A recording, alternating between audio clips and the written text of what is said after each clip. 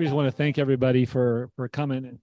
And if you didn't hear me say this, we do the mics for the people in Zoom land out there. So we have several people on Zoom today. So anyway, thanks for coming. And we're going to talk about investment basics. And I don't want to make everybody think this is real basic stuff because we're going to talk about a couple of items that you need to know about: cost basis, capital gains, and things like that, and taxes, and so on and so forth. So there's a lot to learn. So we want to make sure that all your questions get answered. So if we talk about something and you want clarification or you have a question, don't hesitate to raise your hand and stop us, and we'll go over it again. So with that, this is Max, and we will let Max take it to start it off. You're starting us off.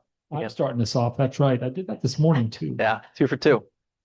At least I'm consistent, right? So, oh yeah, I get the lame one, I guess. So it's what is investing? The act of putting your money into assets with the expectation that they will grow in value or generate income over time. A little bit different from savings. Savings, generally, you're putting money in a savings account for a shorter term goal, but investing is really you're thinking about the future for decades, even into the future, or even maybe the next generation. So there's all types of investments. You could also, I would talk about you can invest time, talent, and treasury. So we're mainly talking about money today, but there's a lot of people who will invest their time. There are people who invest their talents in certain things. But today we're talking about your money and growing your money over time.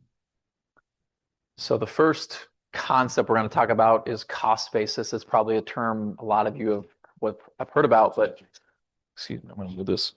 Cost basis in its most simplistic form is basically what you paid for something. It's your purchase price. So,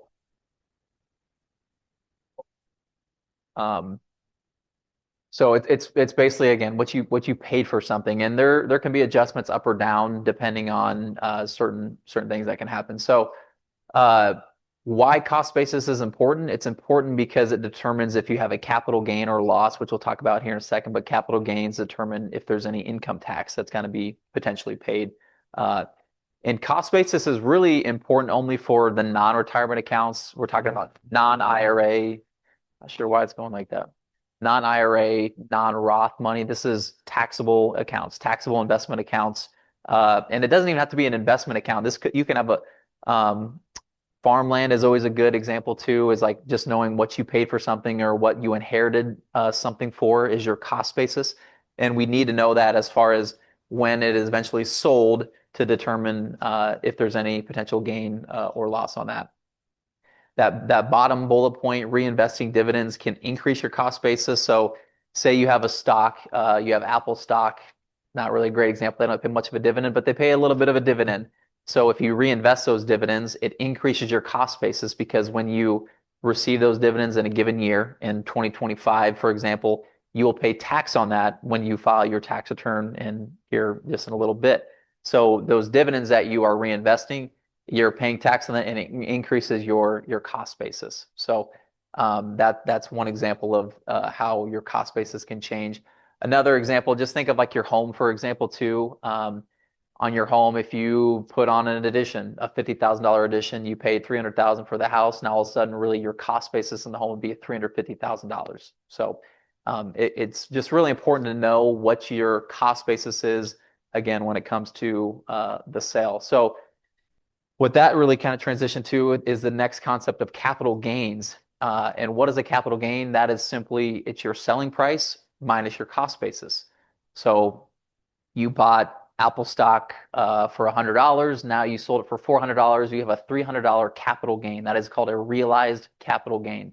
And I say realized because it is only effectively realized once you actually sell. If you bought Apple for $100, now it's worth $400, and you haven't sold anything, it's what's called an unrealized gain. It's a paper profit. You've not actually realized it, and don't have to pay income taxes, of course, until you actually were to sell it. And on your statements with LPL, as you look at your investments, it will say unrealized gains on there. So it'll show you what you paid for an investment, what it's worth now, and what you've gained on that. But again, as Max said, it's unrealized until you sell it. There is 2 types of capital gains. We have short-term capital gains and long-term. So short-term, this is anything under a year, so 364 days and less. Long-term, obviously 365 days and longer. And there's a really important distinction there as far as the income tax you pay on that. So if you sell something within a year, you have a short-term capital gain, and that's actually taxed at ordinary income tax rates. So say you have a $5,000 short-term capital gain and you have income of $80,000. Now all of a sudden your ordinary income you're paying tax on is $85,000. It just gets taxed at your ordinary income tax rates. Long-term capital gains get a little bit more favorable tax treatment. These get the tax rates you see at the bottom, 0, 15, or 20%. So for most people, you're going to get a little bit of a tax break if you have a long-term capital gain on a sale. Kind of already talked about it. Unrealized gains, those are your paper profits. There's really no tax implications for unrealized gains, of course, until you realize it, until you actually sell something. Now, if you're watching the news at all, they talk about in California putting a wealth tax on the wealthy, and a wealth tax is where they would tax unrealized capital gains. So has anybody heard that watching the news? That in California, they're talking about putting a wealth tax on. So it would be for the ultra rich. And so they actually have to pay an extra tax based on what their overall net worth would be. So, yeah. So there's where time that they'd be doing that now. That's probably never going to happen in Iowa, but of course, you never know. You never know. Yeah. Getting into the capital gains tax rates, and this is actually capital gains, and then I say qualified dividends. So qualified dividend and capital gain tax rates. So just a quick tangent, a qualified dividend is a dividend most stocks pay, or a lot of ETFs or some mutual funds will pay a qualified dividend. And these are the tax rates that apply there. So for people who have taxable income as a single filer, taxable income of $49,450, you are in the 0% capital gain qualified dividend tax rate. So to put that in perspective, as far as gross income for a single filer, that's $65,500. So if your gross income is $65,500 or less, and you have a capital gain, your capital gain tax rate would be 0%. So it's effectively, if you have a capital gain, it's tax-free. If you have taxable income of $49,400 to $545,500, then all of a sudden you're jumped into the 15% tax bracket, capital gain tax bracket. For very, very wealthy people, these are people who are in that 37% tax rate or tax bracket. They're paying 20% capital gain tax rate. And then you can kind of go down the line there for married filing jointly. So for a married couple, you can have $131,000 of gross income and have a 0% capital gain tax rate. Once you're over that, then you're looking at the 15% bracket. Of course, again, the 37% tax bracket. So in a nutshell, if you are in the 0, 10, or 12% marginal tax bracket, then you're paying a 0% capital gain qualified dividend tax on any of those. So nothing. If you are in the 22 to 35% tax bracket, you're paying a 15% capital gain or qualified dividend tax rate. And sometimes we get the question is like, well, why is that? Why do you get a tax cut, or you're not paying, full ordinary income for these gains? The real reason why, or a big reason why, is because dividends that a company pays. So you buy a stock in a company and it pays you a dividend. When a company reports their earnings or has net income, a C corporation, they pay income tax on those earnings. But as soon as they go and send that in the form of a dividend to you as a shareholder has to pay taxes on that as well. So it's a form of what's called double taxation. And it's one of the few, I can't even really, types of double taxation I can think of. I don't know if there is even other, but I think it might be the only. It might be the only form of double taxation. The thing to know is that when a corporation pays a dividend, that's not a tax deduction to the corporation. The corporation figures their income, pays tax, and then when they distribute a dividend, it gets taxed again to the shareholder. That's what we're talking about, is double taxation. Yep. So that's, by the way, I'm kind of doing the 10. If you look on your yellow sheet, the yellow sheet in your handout, look at the bottom graph. And the bottom graph has the tax rate. So Max was just alluding to that, 0, 10, 12, on up to 37%. So what he just said there is the 0, 10, and 12% tax brackets, ordinary income tax brackets, those people only pay 0% on capital gains and dividends.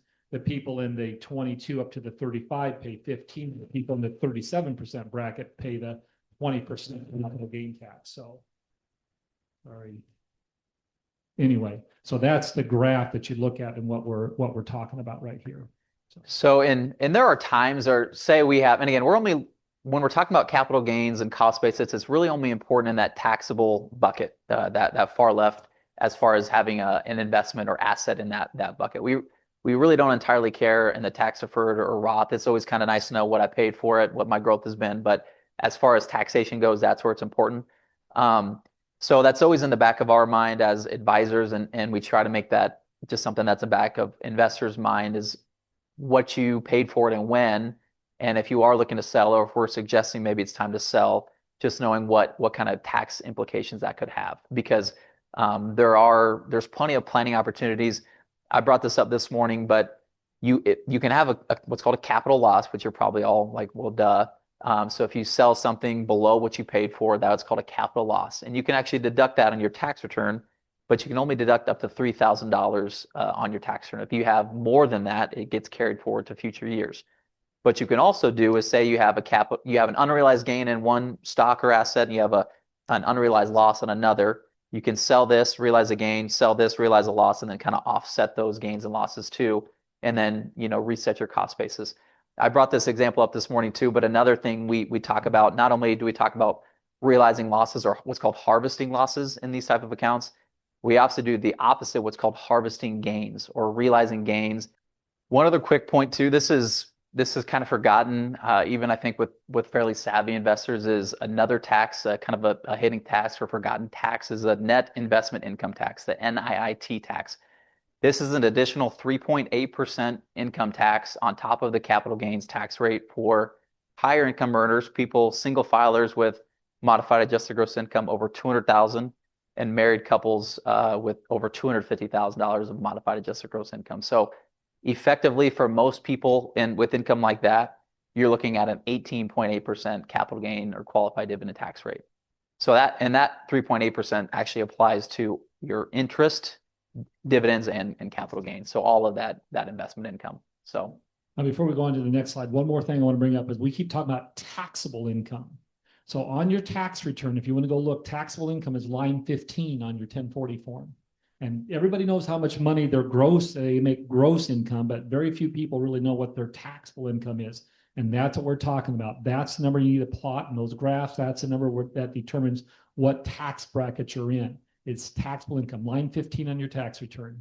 Little note to make so that you can go look that up. Yeah, and for most people, your taxable income is simply your gross income and then minus the standard deduction, since most people take the standard deduction. Or itemize. Or itemize. Yeah. Yep. Here's just a quick example, cost basis and capital gain. So say you purchased 100 shares of ABC stock at $20 per share, your cost basis at that time is $2,000, right? So over the course of time, you've received $500 of dividends. And again, when a company issues dividends, you pay tax on that in a given year. So it issued $500 in this example, doesn't really specify, but say that is in 1 year. Then you're going to pay tax on $500 of dividends, or at least you have to report that, and the 1099 will show that. But what the dividend does, and this example, it shows that the stock price maybe dropped. So with that $500 of dividends, the stock price drop, you're able to purchase an additional 30 shares. You reinvested the dividend by buying more shares. So what that did is brought down your average share price to $19.23. The math there, $2,500, your initial $2,000 plus $500 that you purchased in more shares, minus your $130. Then later you decide to sell it, or the stock price is at $30 and you sell it, and then all of a sudden you're looking at proceeds of $3,900. So your capital gain is $1,400. Your selling price minus your new adjusted cost basis. So that's a quick example of how cost basis and capital gains work in kind of a real scenario. But pretty important stuff, especially again, just for the taxable account, the taxable investment account stuff. Here's a quick pop quiz. What kind of capital gains do you guys pay on a primary home? If you were to sell your home, how much capital gains tax would you pay, or what tax rate would you be in? Or do you pay any taxes at all? Does anybody know? So It's a question we actually get quite a bit when people sell their homes. So if you sell, well, if you sell your primary residence, there's actually a tax code, or there's an exclusion for people. Up to $250,000 of gains, of capital gains for a single filer, is income tax free. and double that for a married couple. So for a married couple, your house would have to appreciate over $500,000 over what your cost basis was before you pay any capital gains tax. So for most people around here, you're not paying any capital gains on a home sale unless, it would really, unless you've owned it, say, for 50 years or something, and it's really sought after. I think more often than not, you're talking about big cities that this can happen. Somebody owns a house for a long, long time. I know California, we hear about it. Florida, New York, you'll hear about somebody having maybe $1 million capital gain on a home that they've lived in for 40 years. I mean, it's definitely possible, but around here, most people don't pay any capital gains on a home. I suppose it could have happened like in Grimes or Des Yeah. Moines area, Carlisle. Maybe you had a home that you've owned for 30 years, and then the developers come in and want it, and will pay through the nose for it. But yeah, but for the most part, it's in those other cities. So, but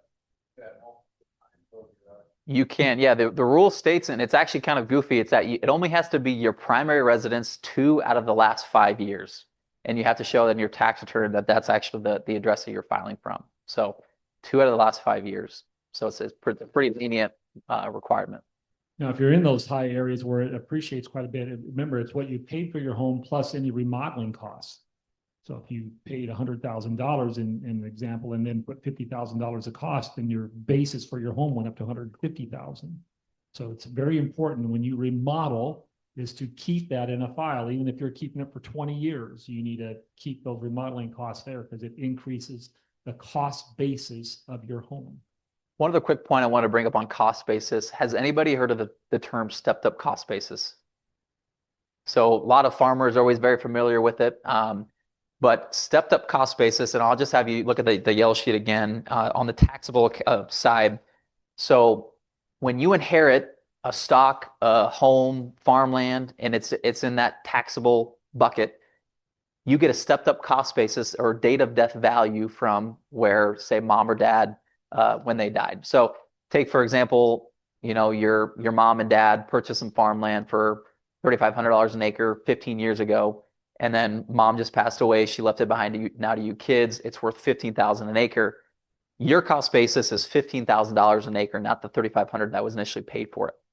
And that's a really good thing because say you turn around and sell it, then effectively you're not paying any tax. You're not paying any capital gains tax. But if you're in that example, if your mom were to sell in her lifetime, then she'd have a massive capital gain that she would have to likely pay some income tax on. So for the taxable bucket, that is a great place to own assets and especially leave money to the next generation, if that's a goal of yours. So that stepped up cost basis is huge for people. That is another term we want you to all to grab a hold of. Stepped up cost basis or date of death value means the same thing. So those of you who have ever inherited anything from your parents probably dealt with that with farmland or stock or an investment somewhere along the line. And even for a married couple, a lot of married couples, if they have an account like that, they'll title it joint tenants with right of survivorship. So effectively, it's kind of 50-50 ownership. So if one spouse dies, half of the assets get a stepped up date of death value for the other spouse. So then all of a sudden you get, the other spouse does get some tax benefits from that as well too. So it doesn't always have to be a mom or dad or aunt and uncle, whatever. It can be from a spouse.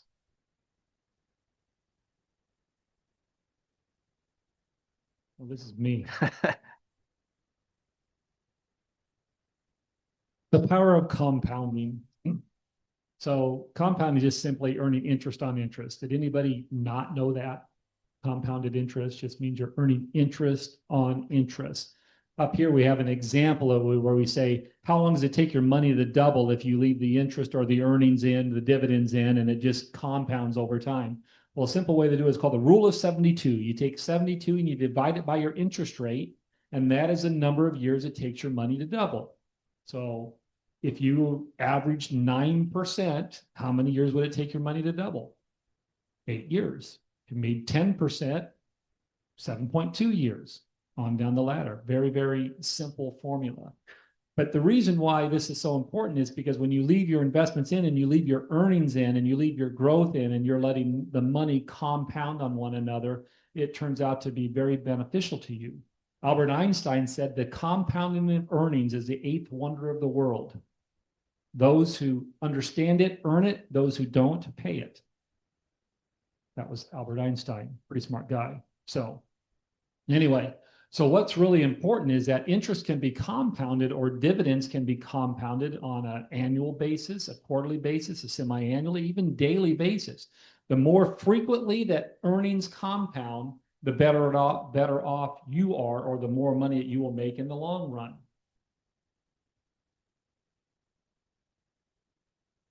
So we sit here, I guess this is the formula for those people that really want to know how to figure out the future value of your investments. There it is.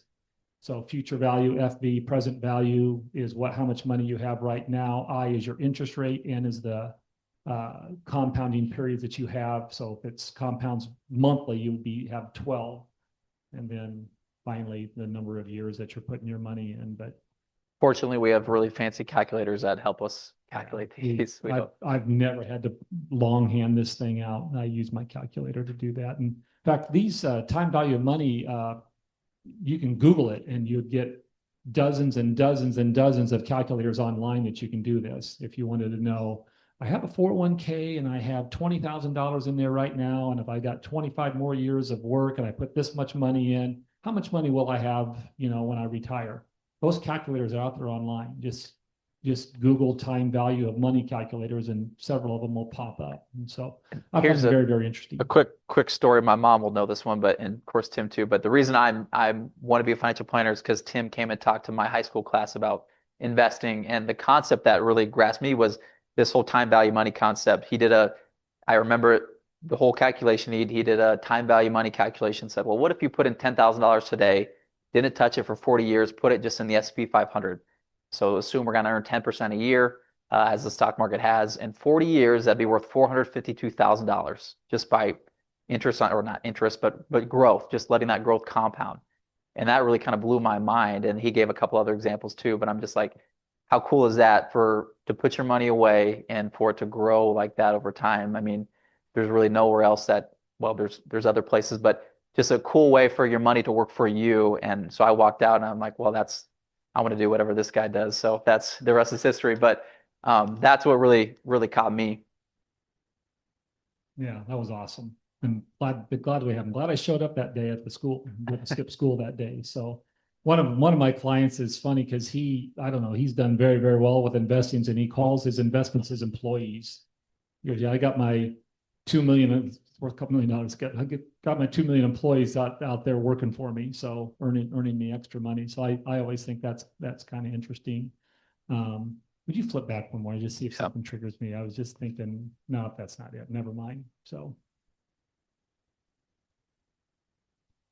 here we have a chart here that talks about the importance of compounding more frequently. And so the two columns up here, we do 5, 10, 15, 20 years, but this column we only compound interest once a year.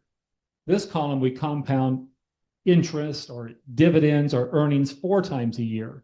And so what we're trying to do is show you that the power of a more frequent compounding, in other words, earning more interest on interest in the long run will serve you better. So in this particular example, we're starting with $10,000, 10% interest, but if you only compound that interest or pay it once a year versus over here, you're paying 2.5% a quarter, and that interest is earning interest. Look at the difference here. The difference after 20 years, you got 67,000 versus 72,000 because you're actually earning that interest up on interest. And that is the power of compounding. So how much difference would you eyeball with daily compounding would make that? It would make a huge, huge difference if you're dealing with this kind of money, if you're starting with $10,000. So, yeah. Especially over a long period of time. Yeah.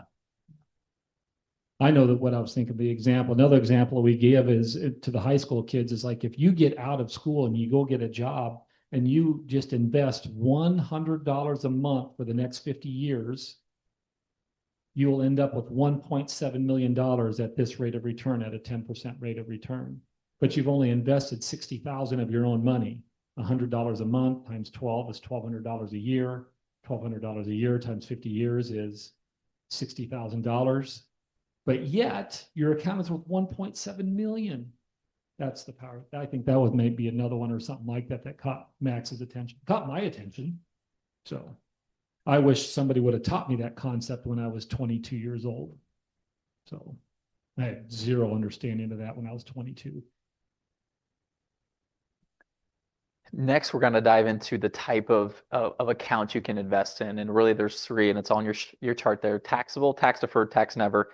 And really it's an important thing, because when it comes to the investments, they can be the same whether they're in any one of those accounts.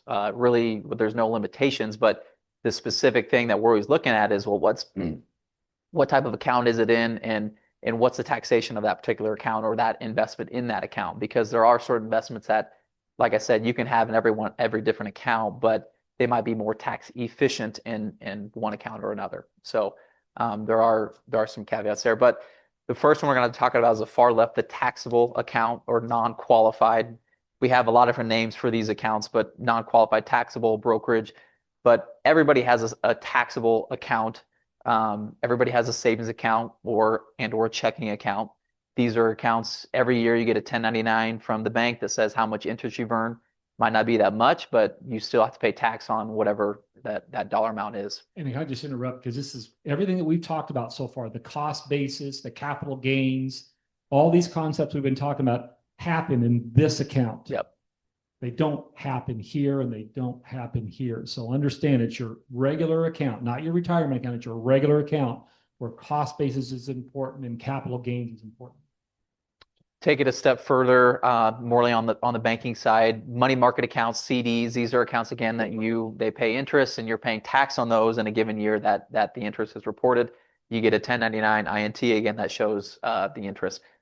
Where accounts like with us come into play, or a brokerage account or a taxable investment account, these are still what we would call, it can be anywhere from a short-term to a long-term or even legacy type of account.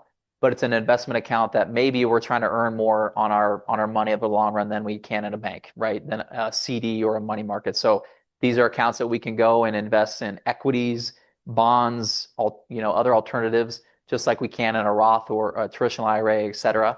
But we're just looking to earn more on our money than we have like in a checking account or savings account or money market. So the same thing applies, like we talked about with these capital gains, the interest and dividends that are in this account. You pay tax on every year, January 1st to December 31st, any interest, dividends, or realized capital gains you have in that account, you pay tax on. Now, again, it depends on what income tax rate you're in, what capital gains tax rate you're in, determines how much you're actually going to pay on that. But it is taxed every single year with that 1099 that you report on your income tax return. And one question we get sometimes with these two is like, well, hey, I need $10,000 and we send it, but what is that going to cost? Does that mean I have $10,000 of income tax? Well, no, it only depends on if we have to sell something at a gain, then maybe there's some taxation standpoint, but on all likelihood, not. But the beauty of like taxable investment accounts is that line kind of sums it up, but they provide a lot of flexibility. These are accounts that you can have access to at any time. They're not earmarked for retirement. They can be used for retirement to supplement income, supplement retirement savings, certainly, but they can be used for short-term goals all the way to long-term or that legacy planning, as I kind of talked about. So they're very flexible. I talk about this a lot with younger people or middle-aged people who are still looking to save for a house or save for a car in 2 to 5 years. Maybe it's 10 years down the road. This is the best place to save your money.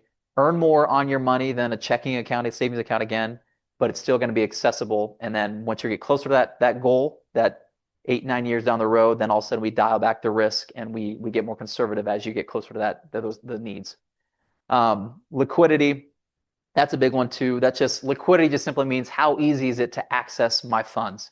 So in a taxable investment account, it is very easy. Like in our circumstance, majority of the time it takes us 2 business days to turn around and get funds back to a client. So it is very liquid. We can turn around and get money to you very, very quickly upon needs. And then no restrictions on contributions. That's another big advantage of these type of accounts. Tax deferred accounts, so your IRAs, 401ks, Roth IRAs, all that we'll get into, all of those have contribution limits. So you can only put in up to a certain dollar amount, where these type of accounts, there's no limit at all. The other thing, I think the advantage of these type of accounts is this, and we talked about it, but it's the tax advantage of these. Everybody essentially gets a little bit of a tax break on these type of accounts, anywhere from 0% if you're in the 10 or 12% bracket, 15% capital gains if you're in the 22 to 35. So typically most people are going to get a little bit of a tax break on these. So very, very flexible, liquidity, no restrictions. Those are kind of the big ones. The next type of account that we're going to talk about, and this is a big one, this is where I think the bulk of retirees or savers have their money, is in this tax deferred bucket. And there's a lot of different accounts that this falls under. So we have traditional IRAs, SEP IRAs. These are very common for small businesses, single owner employee businesses, farmers. These can be common for simple SEP. So simple IRA, that's another one that's very common for small businesses. Pensions, of course, used to be a big thing for those who have IPERs. That's still a massive thing, especially here in Iowa, that a lot of people will get. That's a pension plan. 401ks, very, very common for most companies. 403b, those are more for hospitals, schools have 403bs. 401a and then 457, those are different kind of government type plans. And essentially, I mean, all these plans they're different sections of the tax code, but really they're all very, very similar in the structure and how you save and what's actually going to happen. So as the name implies, it's a tax deferred account. So what that means is that the tax is deferred to a later date. It is deferred till, when you take the money out. So assuming retirement age. With these type of accounts, when you put money in, you get a tax deduction. So again, that's money that's going in. It's never been taxed before. The example I like to just give, just a simple example, is that say you made $50,000, you defer 10% of your income to your 401k, for example. So $5,000 of your income is going to go in the 401k. So at the end of the year, you get your W-2. It says you made $50,000, but $5,000 was put in the 401k. Now all of a sudden you're only being taxed at $45,000. That's what shows up on your tax return, not the 50, 45. And that $5,000 is going to be deferred, going to grow tax deferred. And again, you're only going to pay tax on that when you withdraw dollars in retirement.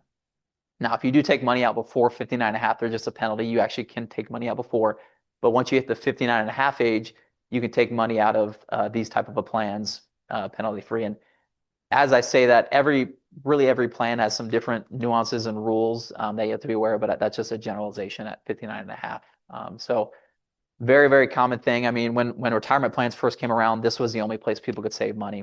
In like 1997, 1998, a senator by the last name of Roth came out with the Roth bucket. The Roth IRA was actually the first place. And then it wasn't really till 2010 era, kind of when Roths were popular or accessible in a 401k.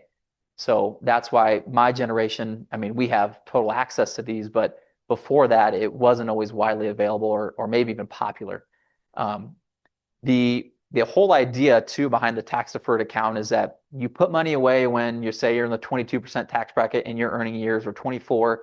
And the idea is I'm going to take that on retirement at 12%. So you're getting a tax deduction today, you're going to take it out later in retirement and pay less tax. And that's a great concept, a great idea, but and it certainly could happen. But what we see a lot of times with good savers is that it's oftentimes this kind of an equilibrium. They deferred it here, they're paying tax here in retirement because their income sometimes doesn't always go down like most kind of think it will in retirement. If you look down on your yellow sheet again, that is exemplified in the bottom graph there. We'll show ages from early 60s going all up to 75. And again, the idea people think I'm in the retirement years, I'm in the 12% bracket. And then all of a sudden, the government comes along and makes you take what we call a required minimum distribution. In other words, they make you take money out of your retirement account and pay tax. And so what Max was saying is like people think that, oh, I'm always going to be in the 12% bracket. Well, if you've been a good saver and you maybe have $1 million 401k or higher, all of a sudden you're making distributions in the 40s, the 50s, the $60,000. And next thing you know, you're no longer in the 12% tax bracket. You're in the 22% tax bracket. And then on top of it all, if it doesn't make matters worse, you got to pay tax on your Social Security benefits. It's like a domino effect, and sometimes it hurts. Mm-hmm. So we talk to people a lot in those years. If let's say you retire at 67 and you don't have to take money out of your IRA till you're 73 or 75, those are some prime years for you to do a lot of tax planning and make sure that if you keep kicking the can down the road, you don't get hurt too terribly bad. The last part of it is too, on this middle bucket, is that I hope I'm not stealing your thunder, is that if you don't use this money in your lifetime, your kids have to take that money out and pay tax at their tax rates. And to take it a step further, they have to withdraw within 10 years of your date of death. So all of a sudden, where you can take it out over your lifetime, they have 10 years to take out. For good savers, say it's a $500,000, $1 million IRA, 401k, or higher over a 10-year period. Now all of a sudden, you're adding on some pretty significant income to what they already have been bringing in. That's this bucket. Yeah, We sometimes will, and there's nothing wrong with having money in tax deferred account. And again, that's what most people do, but just know that it's kind of just kicking that tax can down the road. Effectively what it is. It's one of Tim's a part of a group called Ed Slott Advisors, and Ed Slott is a kind of world famous, if you will, on retirement planning, but he always calls it a tax time bomb. These accounts are called tax time bombs. This is the way he describes it. You can never escape tax in a tax deferred account unless you do two things. When you're 70 and a half, you can do what's called a QCD, a qualified charitable distribution. You can give money directly from your IRA to a charity. That's one way. The only other way is to leave, upon your death, leave some of that money to a charity. And then, of course, the charity doesn't pay. But if you leave any of this money to a person, a natural living person, they're going to be paying tax if not you or your spouse. So is this a good time to talk more about QCDs? Sure. Is that what you? Yeah. Go ahead. Well, I'll just expand a little bit on QCDs. This is something that we bring up a lot, especially for those people who are 70 and a half, because that's kind of the cutoff. But if you are, we're talking about this only, bucket of money. only that bucket, only yeah. This bucket of money. So if you're 70 and a half, you can give money, qualified charitable distribution. So it's giving money directly from the IRA to the charity. It doesn't go to your bank account first and then you pay the charity. Just the check is cut directly from the IRA to the charity. So it's again the only way to take money out of IRA and not pay tax.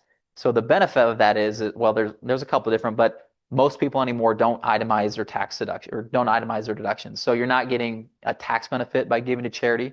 So this is a way to still give to your favorite charities, and what it does is reduces an IRA balance that eventually is going to be taxed, of course, if you take it out. A step further, when you do hit RMD age, and say your RMD at that point is $50,000, but you give $20,000 to a charity, now all of a sudden you're only required to take out $30,000, and of course take it out and pay tax, because that $20,000 goes directly to the charity. You don't have to worry about it. But a QCD, we just say if you're 70 and a half, you have a charitable bone in your body, you should be giving all of your money to charity out of your IRA. In most circumstances, I should say. There are certainly circumstances that still make sense to do other options. Donor advised funds are common, or some other things, but a QCD is just, it's a really simple way. And we can set it up very easily. We have clients who do it monthly. Some do it quarterly, annually. It automatically just happens.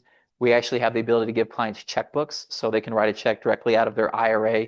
I gave this example this morning, but we hear often people like to, every Sunday, at church, they like to put the offering in the collection basket. And if we do a QCD automatically, well, they don't get to do that, right? So that's where the checkbook is really nice, or like the end of year giving to Salvation Army or whatever it might be, and Community Foundation. You just write a check and it comes directly out of your IRA, and it makes things simple. So. Yeah. Well, here's the deal. I tell people over and over, we become adamant at this. If you're 70 and a half, or you're in the RMD stage, but you got to be at least 70 and a half, and you have an IRA and you have a charitable bone in your body, all charitable contributions have to come out of your IRA, unless, of course, you really like paying taxes to the federal government. So far, I've never met anybody that really loves paying taxes.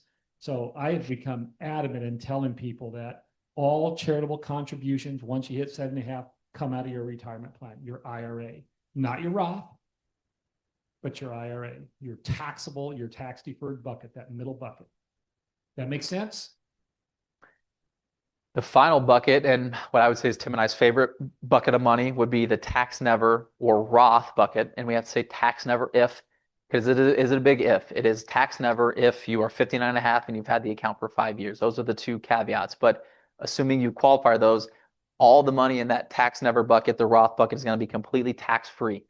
And that's why we really, really like that and encourage people to try to utilize that and get money in there, whether it be the Roth IRA, the Roth 401k, the Roth 403b. There's a lot of different options now. Like I said, it's pretty widely accessible anymore to contribute to directly to a Roth. So in that same example I gave before, you make $50,000 and you put in $5,000 in your Roth 401k. You're still going to get a W-2 that says you made 50,000, but guess what? Now you're still paying tax at $50,000. You don't get a tax deduction to put your money in there. But the beauty of that, again, is that it grows tax deferred. And then you hit 59 and a half, you have the account for 5 years. All of that money, all of that growth is going to be completely tax free.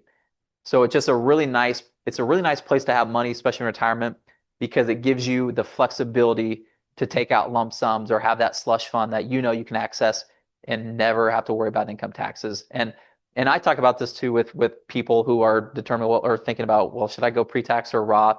And there's certainly reasons to go pre-tax still and get the tax deduction. But one nice thing I just always bring up too is putting money in a Roth, you are guaranteeing the tax rate you're paying on that, and you never have to worry about it again. There's not a whole lot of things in life that you can guarantee and not worry about changing. I mean, think about what tax rates are today. They're historically low.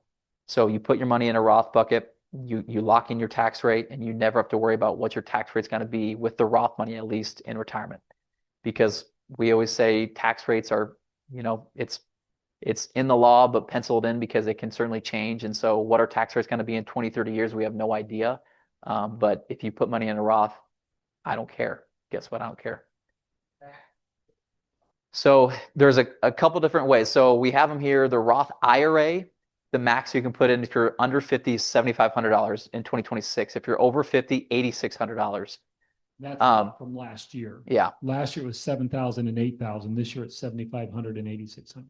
For a 401k, you can put up to 24,000. If you're under 50, 24,500. That can all go on the Roth 401k if you want it to. If you're 50 to 59 and then plus 64, it's kind of a weird rule now. You can do a standard catch up of up to $8,000. So you can do actually up to 32,500 total in your 401k, and you can mix and match. You can put all pre-tax, all Roth, or mix and match one way or another. And then for those 60 to 63, you can do actually additional $11,250 or up to $35,750 total. And then there is a new rule. It's effective January 1st, 2026 for high income earners. People who are earning over $155,000 and they look at 2025 income, but for any catch-up contributions that actually the government's requiring them to have to go in the Roth. So you could look at it as a good thing, but some high income earners are of course upset about that because they're making a lot of money. They're paying tax at say 24 or 32%, but now they're forced to go to the Roth and they, of course, they don't get a deduction for that. But why does the government make a high income or put their money into a Roth IRA?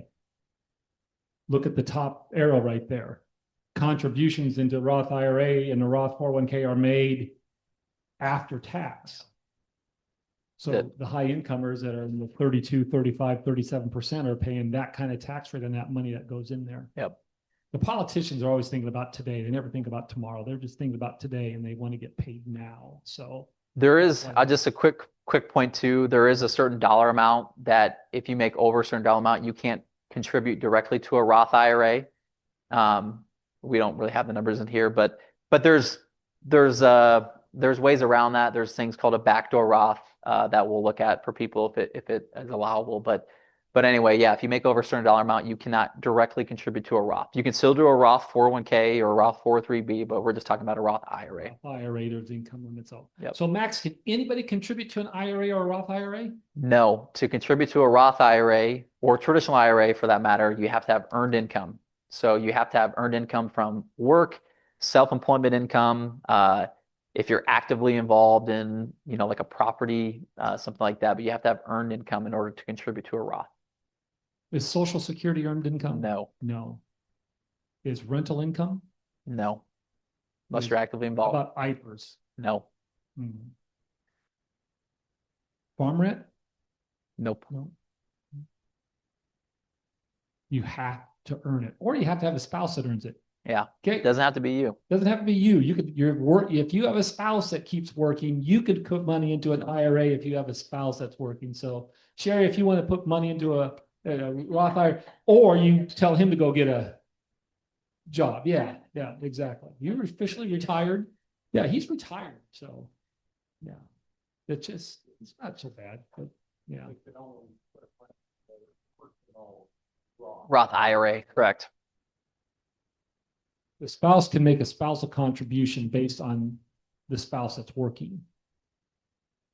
So if I got to think of the math now because it's 8,600. But let's say a spouse $18,200. Makes $20,000. You can contribute the maximum for both spouses, spouse A, spouse B. It looks at your total income from the household.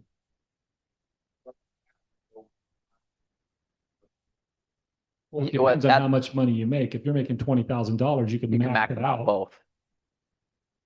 You know, if you're over 50 and you're making all somebody has to do is be making $17,200, and you can put that entire $17,200 into husband's Roth IRA and wife's Roth IRA.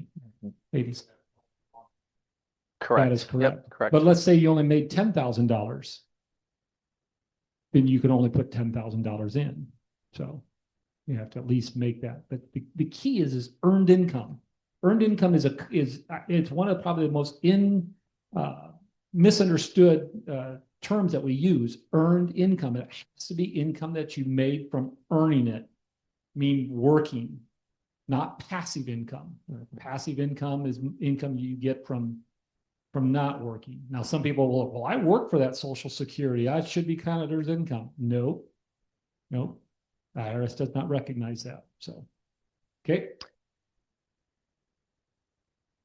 So what is the stock market and how does it work? So a lot of times when we talk about the stock market, we're talking about the Dow Jones Industrial Average or the S&P 500 or the NASDAQ or something like that. So, anyway, we're going to just maybe talk about what are we talking about with the market? Well, the market is generally referred to as the S&P 500, and that's probably the most common or the most widely used index that we should be looking at.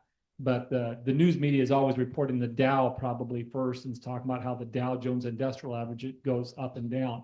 Since 1957, we're going to tell you that the average return in the S&P 500 is about 10%. If you look more recent times, like in the last 25 years, that number is up around 12 or 13%. I didn't look it up exactly what it's been at the last 25 years, but it's been a very, very good rate of return. Now, we put up here, it's 10% with real adjusted rates of return is 6.84%. Why is that number lower? Because we take into account the rate of inflation. So since 1957, what we're telling you is that the rate of inflation is probably average about 3.16%. So you got to take in the loss of your buying power as inflation changes that a little bit. So anyway, we're always talking about average returns, and this is another misunderstood concept because people will come in, they'll invest in some funds or they'll invest in our models, and they'll say, well, what kind of interest rate am I going to earn? And I'm like, well, you're not going to really earn an interest rate because we don't know what you're going to earn this year. Max and I do not know what the market is going to do tomorrow. We don't know what it's going to do next week, and we don't know what it's going to do next month. But we do believe that if you put your money in and you keep it in there long enough, you're going to have a very positive rate of return. In fact, in the history of the stock market, going back to 1928, so pre-depression, there is not a single 15-year period in the stock market where you've lost money. And every day starts a new 15-year period. Makes sense? So today, and then go 15 years out. Tomorrow, 15 years out. The next day. So out of all those 15-year periods since 1928, we've never had a negative return in the stock market. And if we look at every single 10-year period, I think we've had a negative return maybe 2.5% of the time. So just does not happen. The longer you leave your money in the stock market, the better off you are. Mm-hmm. Now, some people come in and they'll invest and they'll try it for a year, and maybe they came in and they had a bad year. Oh, this stock market stuff, it doesn't work for me. It's like, well, you didn't give it time. Mm-hmm. You didn't give it. And on average, too, in a calendar year, the stock market's positive about 73% of the time. So about 3/4 of the time, the stock market on a given year is going to be positive, historically. And I don't like to say this, but that just simply means that 27% of the time we're going to lose money. But again, we're talking about long-term averages. And when even the years that we have negative returns, we count the years we have positive returns, we're still over the last 25 years is average about 12 to 13%. And that's sometimes too, when people will make a comment, well, I don't want to gamble in the stock market. It's like, well, if I can 73% of the time make money, I mean, I don't look at that as gambling. That's taken, adequate amount of risk and you're getting rewarded for that. So yeah, just being smart with your money. But why do businesses exist? Anybody own a business before? Anybody work for a business? What was the motivation of the business existing? For profit. Now, there are some nonprofit organizations, of course, but for profit. That's why businesses exist. And so those companies that are publicly traded, you buy shares, you just get to, participate in that company making a profit. Anyway, going on, here are the major indexes, the S&P 500, the Dow Jones Industrial Average, the NASDAQ, and the S&P 500 index. Quiz, how many stocks are in the S&P 500 stock index? Okay, I'm going to start with a softball. 500. Does anybody know how many companies are in the Dow Jones Industrial Average? Nice. There you go. Very good. You've been to one of our seminars before too, because I think we've mentioned that before. But anyway, there are 30 stocks in the Dow Jones Industrial Average. The NASDAQ has 100 stocks in it. And Well, when we had a split 101 because of Google. the Qs, but the NASDAQ, there's a lot of companies on the NASDAQ Well, the exchange. NASDAQ, no, I'm talking about the NASDAQ Composite Index. I mean, yeah, the NASDAQ has hundreds of stocks being traded on it, but yeah, the NASDAQ 100, yeah. That's when I'm ever talking about the NASDAQ, I'm usually talking about the NASDAQ 100. So next one. So the Dow, there we go. We're good there. We just went over all that. Yep. It is. Yeah. The Dow's been along for a long time. In fact, when the Dow started, it was a transportation index. It measured pretty much railroads way back in the 1800s when it first started. That's why it's the most widely reported. Yeah.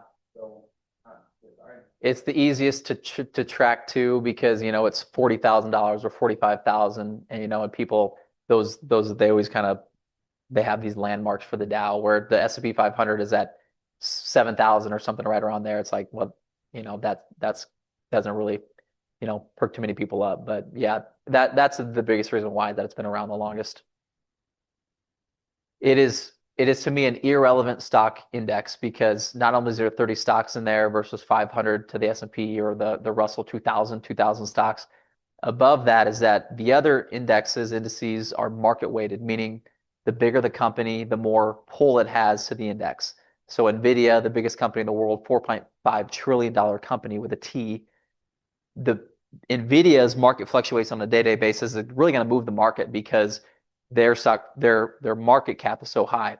But the Dow it's called a price weighted index. So that means that it looks at the price of the stock, which a price of a stock is really irrelevant. And just, it's specific to that stock, but it doesn't make any difference how big the company is or anything like that. So a stock, for example, that's trading at $1,000 per share versus a stock trading at $30 per share, the $1,000 per share stock is going to have over 10 times the amount of pull for the Dow than this stock, just because the share price is higher. So it really doesn't. To me, I pay attention to it, but it's like you don't really want to gauge it as the overall market for sure. I haven't really paid attention to it for years. I'm in the S&P 500 and the NASDAQ 100. So there are those are the 30 stocks that are currently in the Dow Jones Industrial Average. And this has changed dramatically over the last 20, 30 years. It's just some of the companies that were in the Dow Jones Industrial Average 30 years ago don't even exist anymore. You may hear a company called Sears and Roebuck. Sears and Roebuck and Kmart combined a few years back, and now they don't even exist. Kodak, just companies that have just gone by the way. Jeff Bezos, anybody know that name? He's the guy of Amazon. He goes, all companies are destined to fail. All we're trying to do is slow down the process. Jeff Bezos says all companies are destined to fail. We're just trying to slow down the process. I thought that was interesting. Talking about a guy who's built this trillion-dollar, couple trillion-dollar company right now is Amazon, and thinks that someday it'll probably fail. But how many people 50 years ago thought that Sears and Roebuck or Montgomery Ward would fail someday and no longer exist? How many people even 25 years ago thought that Kmart would someday be gone? So, I mean, think of all the companies that just don't exist anymore. Car companies, very interesting. Does JCPenney even exist anymore? JCPenney exists. No. They do? They do. They Oh. still exist. Okay. Yeah. Hey, don't knock JCPenney, man. Yeah. Well, I don't. NASDAQ 100, again, that's market weighted. So you'll see NVIDIA, we've said, and NVIDIA is in the NASDAQ as well. Biggest company in the United States, $4.5 trillion, and Microsoft, Apple, Amazon. And what's really interesting, the top 10 in both of these indexes were not the top 10, 15 years ago. It just changes so fast and so frequently. At the turn of the century in 1999, the biggest company in the world was a company called Cisco Systems, which is still a publicly traded company. but at that time, they were the biggest company in the world. I think number 2 was Chevron, Kodak was up there, and now Cisco, they're still a massive company, but nowhere even close to being top 10. They're not even probably top 100 or 200. So I what we say is that the only consistency is inconsistency. Things constantly are changing. The leaders are constantly going up and down. So it's kind of interesting just to look at the leadership over the years. Even with Microsoft and Apple. So when we printed this was as of June 3rd. Well, when we looked at the numbers from June 30th, Microsoft was ahead of Apple, but they flip-flop all the time. NVIDIA, I think they just became number 1 here just last 365 days Yeah. sometime. But what's really interesting when you look at these, there's a lot of technology here. The NASDAQ, 52% of the NASDAQ 100 is made up of technology stocks. What's the percentage for the S&P 500, you know, off the top of your head? I'm not sure. I think it might be around 30-some%. It's just maybe upper 20s, but it's just a lot of technology controls the markets. Because of what I brought up earlier, the market weighted indexes, the nature of that. The S&P 500 is made up, of course, of 500 stocks, but these top 10 stocks account for 40% of the index. 10 stocks account for 40% of the index. So the other 490, only 60%. And we're seeing that actually go up with these names because that index, I said 52%. Yeah, 52 here. So here and 52 there. Because these big companies have gotten so massive and their stock prices have just skyrocketed, they account for so much of it. So anymore, you look at somebody investing in the S&P 500 or an index fund, it's like, well, you're heavily tailored to about 10 stocks. You're not as diversified as you maybe thought you were putting your money in a 500 company fund. We think that might change this year. We think that stock market gains are going to broaden out, and it's not going to be based on the Magnificent Seven. Has anybody ever heard that term? If you watch any business news, they'll talk about the Magnificent Seven, and really what they're talking about is the top 7 stocks here. Well, we just think it's broadening out right now, and we're starting to see it already too. But when you look at like the last 2, really 3 years, the stock market was pulled ahead by the big names, and it was justified because all the earnings growth was coming from the big names, these top 10 names. So what we're starting to see though is the pendulum swinging a little bit, where these other 490, not necessarily 490, but smaller companies are starting to pull their weight more and actually have solid earnings growth, where before they were maybe at a 1% up to 5%. Now they're looking 10 to maybe 13%. So we're starting to see earnings growth start to grow for these smaller companies, and the bigger companies are starting to slow down a little bit. They're still growing at a nice clip, but not at the clip that they once were. And it is a good thing. We like to see what's called market breadth. We like to see breadth in the market, meaning a lot of companies performing, not just 10. We don't want 10 stocks leading the market all the time. That's not necessarily a healthy stock market. And we're seeing a lot of different sectors going. So right now, as we see a lack of energy in the United States, like electricity. So one of the themes that we like this year is a build out of the electrical grid. Well, what companies are getting paid to build out the electrical grid? So those are some of the companies that we're interested in right now. Another theme that I like is the number of people using Visa, MasterCard, American Express, or Capital One card to make the transactions. I kind of laugh and I joke about this with Max. I mean, I always had cash in my pocket, but I'm an older guy. The younger generation doesn't carry cash. I had a guy, I was listening to the radio the other day, and the guy said, I walked into the hardware store and about 68 cents of screws. And he goes, and I did not even have $1 to pay for it. So I had to use a debit card to buy 68 cents of screws, 68 cents of screws. I watched it in Walmart a while back. I watched a kid buy a Pepsi and pull out his debit card and pay for a Pepsi because he didn't have $1.68 to pay for that 20-ounce bottle of Pepsi. Yeah. So the theme of buying these companies like Visa and MasterCard, I mean, because they get a piece of that every time it's done. I feel bad for the small people. I won't ever use my debit card when I buy anything downtown. I pay cash, or today I had my car serviced over here at Jefferson Automotive and I wrote him a check because I didn't want to have him give up that 3, 4, or up to 8% that the debit card or the credit card was going to charge him. So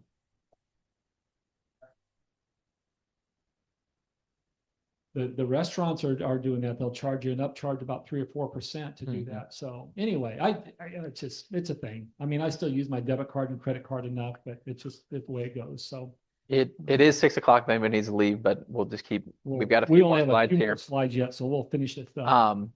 Just talking about some very common investments and investments that the vast majority of people this is how we start, or this is where a bulk of your portfolio is going to lie, is mutual funds and ETFs.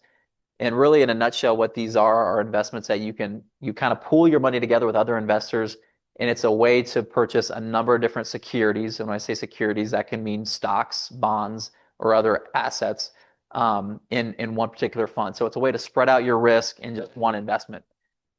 Mutual funds, I guess both are very similar. A mutual fund ETF or exchange traded fund, they all have investment objectives. Every fund will be different, and they all have their reason for existing and what their goal is. But a mutual fund, what's unique about those is that they're what's called open-ended, and they continually issue or redeem shares. So when somebody goes and buys a mutual fund, the fund issues more shares. When somebody sells it, they actually redeem shares. They take shares off the table. So it's constantly selling or getting rid of shares.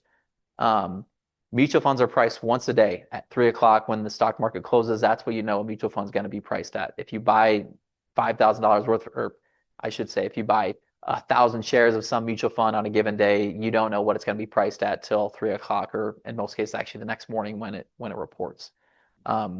Most 401ks are going to be full of mutual funds. That's honestly, again, what most people, how they start investing, but a lot of their retirement accounts, especially in 401ks, are consistent mutual funds. Very common thing, very, very good thing, because it's a way, again, to just spread out your risk. The same applies to ETFs, but ETFs are a little bit newer, I guess, within the last 20 years, but still fairly newer. And they're getting more popular. ETFs are closed end. They don't issue new shares. It's a fixed number. And ETFs trade like a stock. They trade tick by tick, second by second, just like a stock is. You buy some shares, you know exactly at that time when you place it what you're going to get.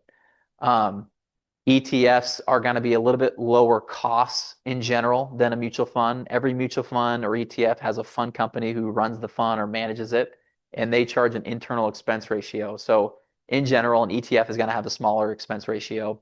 And also, mutual funds, there's things called A-share mutual funds, C-share mutual funds, I-shares, and they all have different commissions or loads and things like that. ETFs, there's just one share class, and so that's a little bit simpler. We talked about certain times that it makes sense to have certain investments in different accounts. One just glaring example would be a mutual fund. A mutual fund, when people sell shares and they have to redeem them, the mutual fund has to go and sell some of the stocks. And what they do is they push out a capital gain to investors.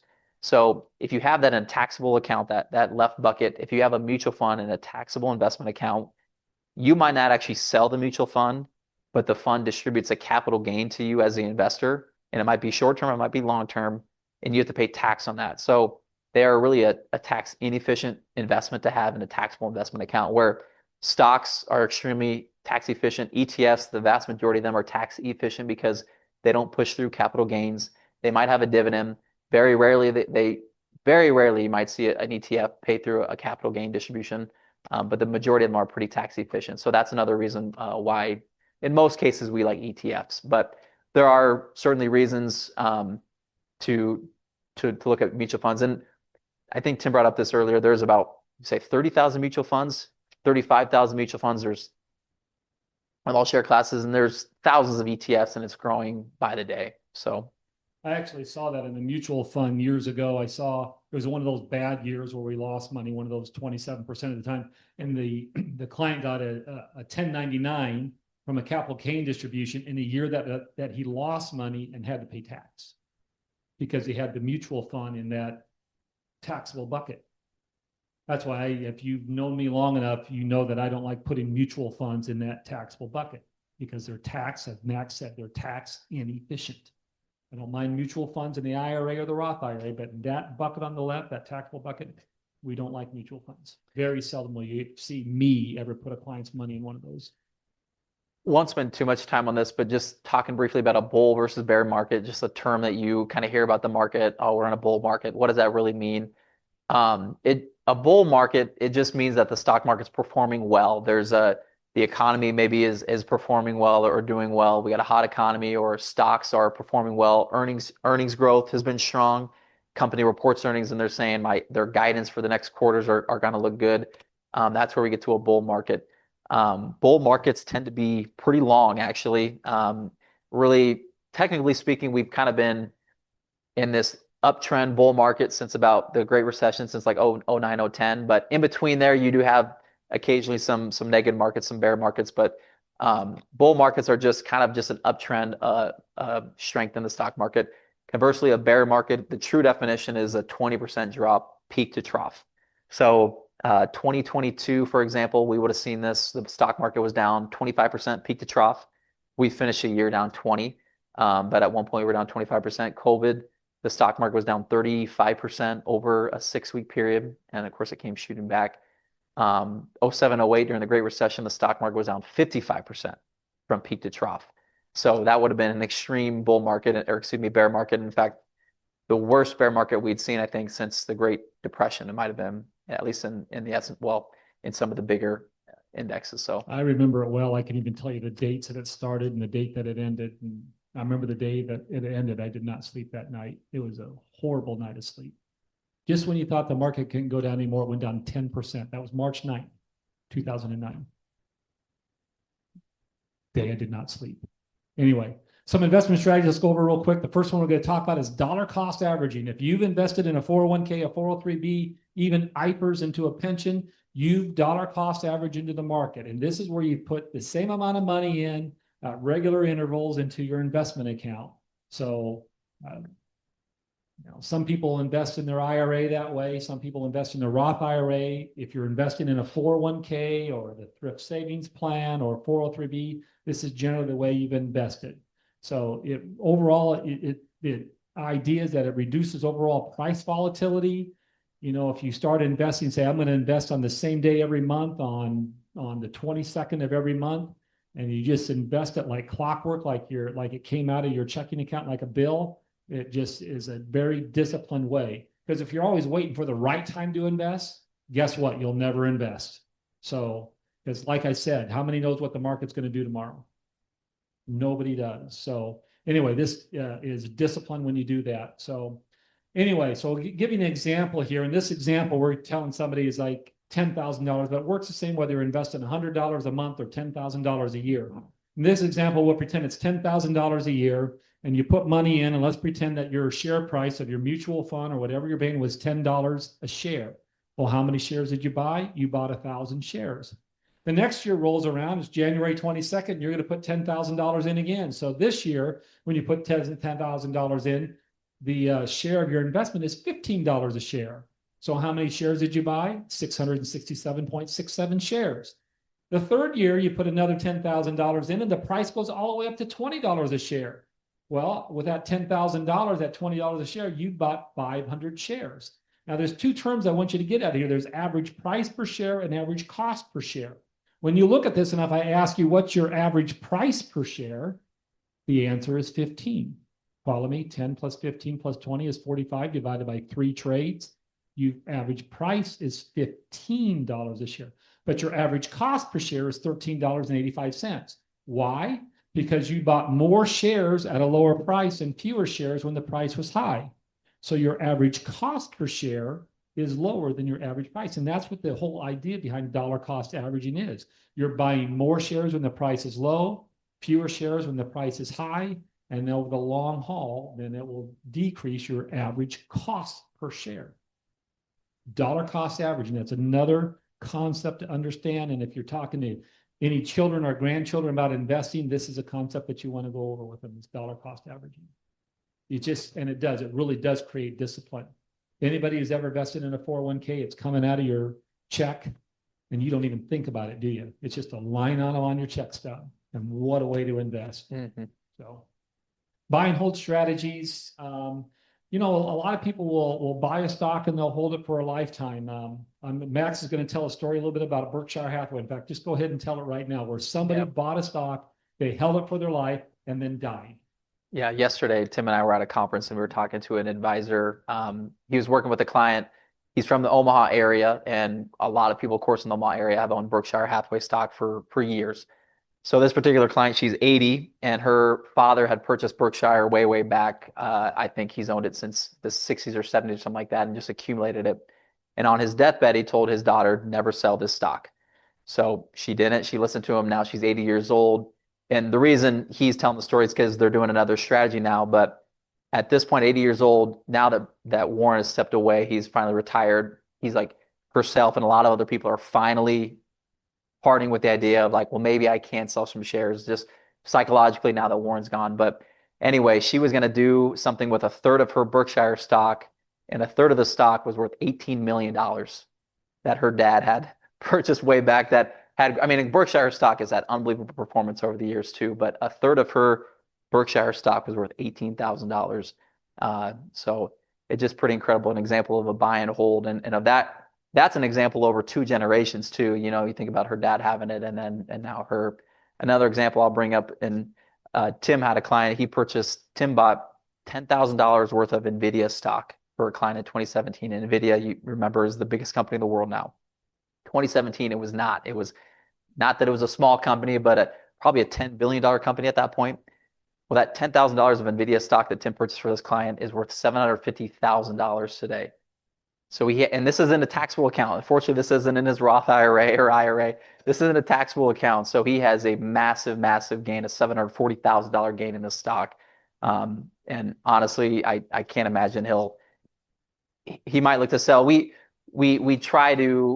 talk about, exposure to single stocks and stuff like that. So eventually we'll try to bring that down, but you don't always hit home runs like that, obviously, but every once in a while in a buy and hold strategy, you really can. And that's a good example there Well, too. there was a gentleman in Jefferson, and he told me the story because he bought Anheuser-Busch Budweiser back in the 1950s. And he came in and told me one time, he goes, Tim, my quarterly dividend is more than my original investment from a buy and hold strategy and collecting dividends and reinvesting. And it works with about any stock. Just be willing to buy and hang on to it for a long time. Now, are we telling you that's always a good idea? Because we just told you earlier, there might be a time where if you can harvest a gain and pay 0% tax, that's a smart strategy, right? So yeah, buy and hold works, but it's not always the right thing to do forever and ever and ever. Somebody who had buy and hold strategy on Sears and Roebuck, Enron, you think about some of these companies that went under here over the years. There's just times that you have to sell. So anyway. A few other just terms to be aware of: asset allocation. This is where we're looking at where your money is going. Is it going in equities? Is it going in fixed income or bonds? Is it going in cash or cash equivalents, things like money markets? So pretty important. But when it comes to asset allocation, a big thing is just risk tolerance. How much risk are you willing to take? How much ability do you have to take risk, whether assets, whether streams of income do you have? So asset allocation is a big thing. We spend a lot of time on that as far as risk and how much risk you're willing to take, and building a portfolio that fits that strategy. So that's very important. It's just kind of that there's no cookie cutter approach. Everybody has different feelings towards risk, and so we need to be actionable with that.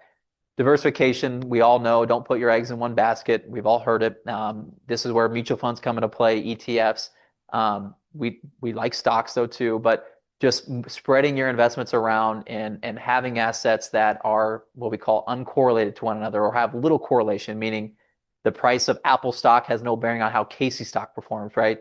So those are two stocks that, if you own those two, you're adding diversification to the portfolio. You're able to reduce risk by adding diversification. So one thing we talk a lot about when we build a portfolio is trying to add risk-adjusted returns. So for a given level of risk, we're trying to maximize the return possible for that level of risk we're taking. And you do that in big part through diversification. Another strategy, rebalancing. This is just something that we'll look at doing. You initially set your target, say, for a certain allocation to a specific investment or a certain style of investing, and then a year from now, a real life example, say like the NASDAQ has really grown, but value investing has not performed all that well. So all of a sudden your initial balance is out of whack.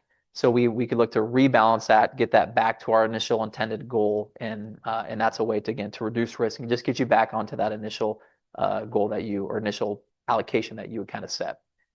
Very common in 401ks too, where you can automatic rebalance it.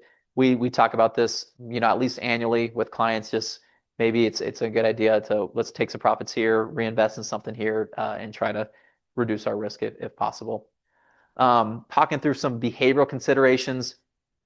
Investors, we like to think that we're rational people, rational investors, but emotions get the best of us in our financial lives, just like they do, in regular life. And so, and it really can be a big deal, and it can be catastrophic when it comes to investing. And so, here are just some common behavioral biases that we look at.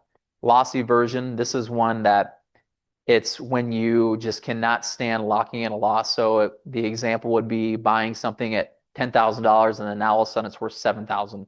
You refuse to sell that at 7,000 and lock in that gain or excuse me, that loss because you want to see it go back to 10,000 so you can break even. But maybe, the proper thing is this stock going to be or this investment going to be the one to get back you 10,000, or maybe we need to sell it, reinvest it in something else to get you back to that break even point. So that is loss aversion. Over my tenure, I can't tell you how many times where I've heard somebody say, well, I don't want to sell at a loss. Maybe you should. Maybe you should. Yeah. I brought this up this morning, but investors feel 2 times as worse paying for locking in a loss than we do on the flip side of that same gain. So it's just like you hear people say, I hate losing more than I like winning. It's the same concept. We just don't like seeing locking in those losses. The herding behavior, this is where we get into that FOMO trade, fear of missing out trade, or a lot of people, all excited about one particular thing. A good example would be during kind of the COVID mania or 2020, 2021 with the GameStop craze, if you guys remember some of that going on, where there was a group of people who all online were GameStop, the backstory, I guess, is that it was heavily shorted, meaning all these big institutions were shorting the stock, hoping that it would go down in price, and that's how they were going to make money. So all these little investors were piling their money together and buying GameStop, and it sent the stock through the moon. So that's kind of that herding mentality. It's thinking that we're all going to go in and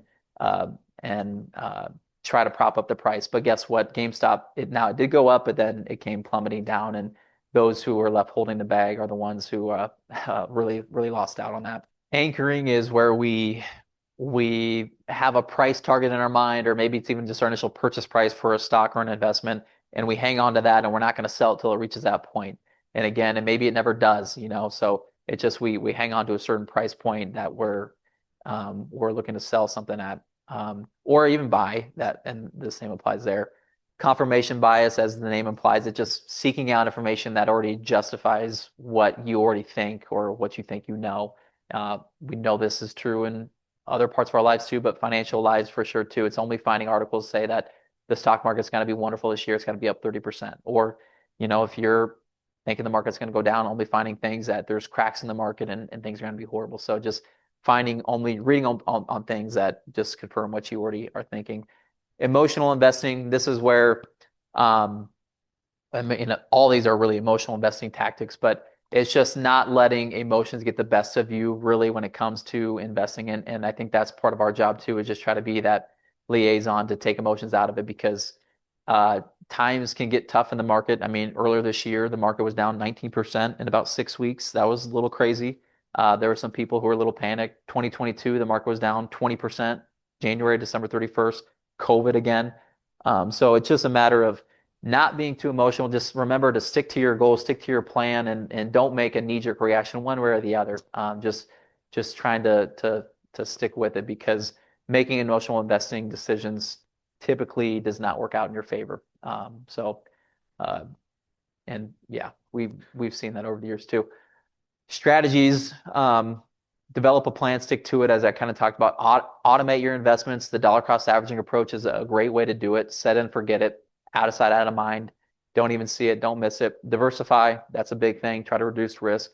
Work with a financial advisor, a professional, just to kind of help you if you're looking for any help. And then just educate yourself. That's why we like doing stuff like this. We like educated investors. We think it's really, really important for you guys just to grow your knowledge and just understand what's going on. And that makes, the more you know, the stronger decisions you're going to make, the more rational decisions you're going to make over the years. So I think that's important. So that's kind of it. That's what we had for you today. Although I say that we're 22 minutes over, but.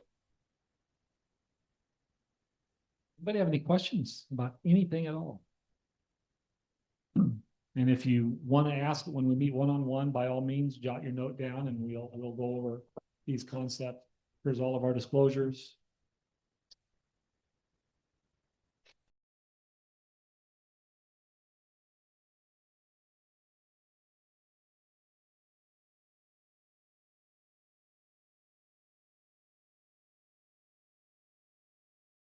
Anyway, well, I want to thank everybody for coming out. And again, if you have any questions, we'll hang around here for a while and be happy to answer your questions. So thank you for coming. Thank you.